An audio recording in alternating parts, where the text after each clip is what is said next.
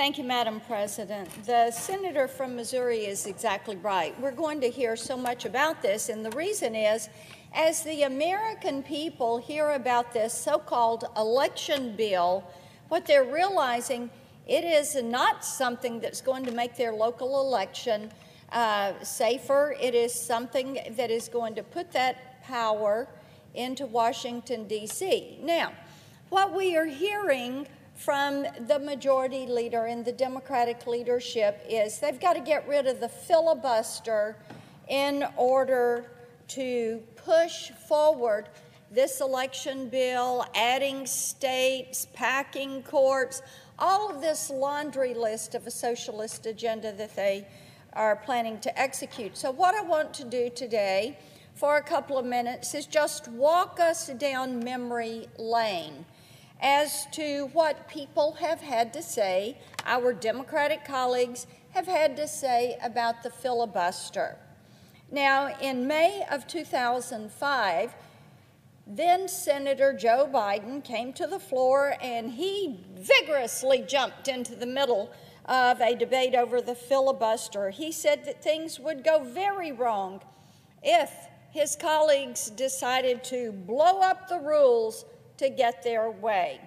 What's interesting about Senator Biden's position is that it had almost nothing to do with his policy goals. And here's his quote, and I quote, "Folks who want to see this change want to eliminate one of the procedural mechanisms designed for the express purpose of guaranteeing individual rights, and they also have a consequence, and would undermine the protections of a minority point of view in the heat of majority excess," end quote.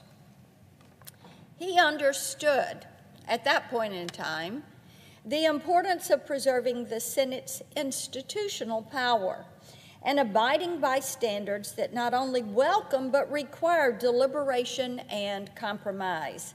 Well, what a difference a few years and a Senate majority can make. Today, we're having the exact same debate, but the power my Democratic colleagues won in the last election has changed their minds about breaking the Senate to get their way.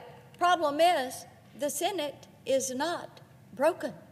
It does not need their changes, but the rules no longer matter to the majority leader, even though he said as recently as 2017, and I quote, "Let us go no further down this road. I hope the Republican leader and I can, in the coming months, find a way to build a firewall around the legislative filibuster, which is the most important distinction between the Senate and the House.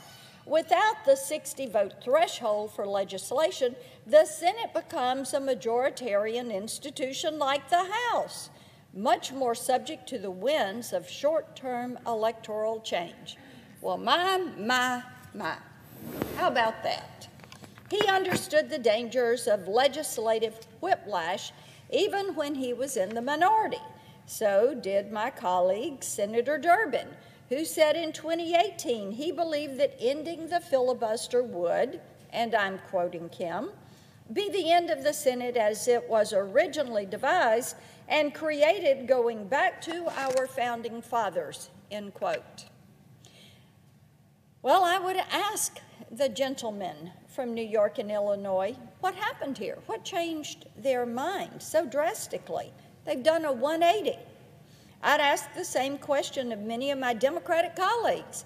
In 2017, 32 Senate Democrats, yes, that is correct, 32, many of whom are still serving in this chamber today, signed on to a bipartisan letter in support of the filibuster.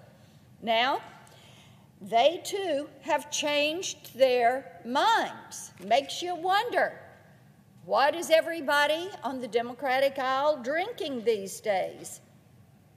This is no way to run the world's greatest deliberative body, but it's a great way to destroy it. And between 2017 and today, 32 Senate Democrats have changed their mind. about how to handle the filibuster. Over the past year, we've watched Joe Biden and the Democrats attack more than one institution forming the foundation of this nation. The Supreme Court, the First Amendment, the Second Amendment, limits on the power of the executive, and now the Senate rules have all proved to be inconvenient to their agenda and ending up on the chopping block. That's where they're putting them. My Democratic colleagues may be frustrated, but that is just too bad.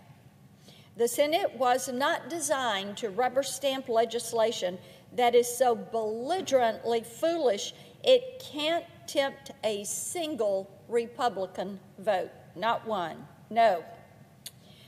The Senate was designed to protect the American people and the institution itself from short-sighted leadership. My colleagues claim that all they're asking for is one teeny little carve-out, just one. But I would remind them that there's only so much carving you can do before you reduce the entire thing to dust.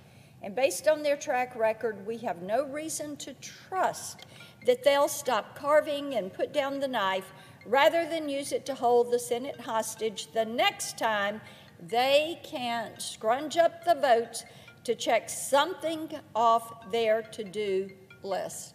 I yield the floor.